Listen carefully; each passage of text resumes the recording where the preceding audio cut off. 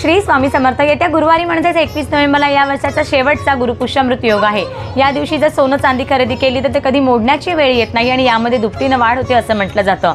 परंतु आपण सर्वसामान्य लोकांना आर्थिक परिस्थितीमुळे हे सगळ्यांना शक्य होईल असं नाही, परंतु आपल्या घरात लक्ष्मी प्राप्ती व्हावी, आर्थिक चणचण भासू नये यासाठी प्रत्येक जण प्रयत्नशील असतो। तर गुरुपुष्यामृत योगाच्या दिवशी विष्णू आणि लक्ष्मीची एकत्रित सेवा केली, पूजा केली तर आपल्या घरात अखंड लक्ष्मी नांदते आणि आपल्या घरात दरिद्री कधीच राहत नाही असं म्हटलं जातं।